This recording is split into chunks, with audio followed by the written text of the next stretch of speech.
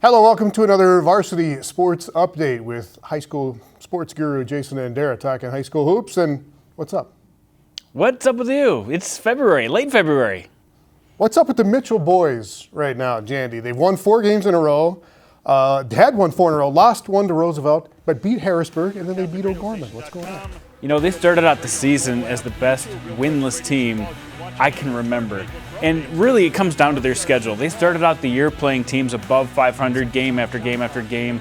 And since then, they've played a little bit easier schedule. And then you sprinkle in a big win, what they did over O'Gorman, and people are all perked up. It's a very good team with Zane Alm down low, Caden Hinker, probably the best sophomore in the state right now. I'll tell you what, this is a team to watch. They're on the up and come. Mitchell at Yankton on Friday. Could be a good matchup. Speaking of Yankton, what's up with Watertown beating Yankton 54-53 in that game? We knew coming in, and as the game progressed, we kept saying it's going to come down to one possession. I mean, every single possession is so huge, and you got to value every possession. And I think that was kind of the key to secure those rebounds, because we had to get every stop we could. Tell you what, all the limelight in this game was on Matthew Moores. He was 9 points away from scoring a scoring record. They were trying to get their heads around, playing some team ball. Everybody was out of sync from the moment they stepped on the court. But let's give some credit to Watertown. They played excellent defense in that game. And it just goes to show anybody in AA can beat anybody. I mean, you keep saying this every week, but Watertown played well enough from the outside to score the upset. Watertown lost the next 2. They lost to Washington and Aberdeen Central after that. But good win. They can lose to anybody too. Yeah. Speaking of Aberdeen Central, what's up with Aberdeen Central? 9-7 on the season.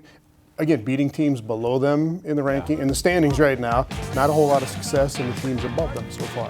Yeah, they're going to need a signature win, and they line up against Lincoln coming up very soon. I think this is a team that could use a win like Mitchell got, a signature win against an O'Gorman or a Brandon Valley or a Roosevelt, one of those ranked top teams, to really legitimize what they do. Because every time they've come in against a Huron or a team that's above them in the rankings, they haven't been able to pull it off, except for Roosevelt. They did take them out. And they're a team with potential. I mean, they've got what nobody else in the state has, is 2 6'8" kids playing on the court at the same time. One plays outside, one plays inside.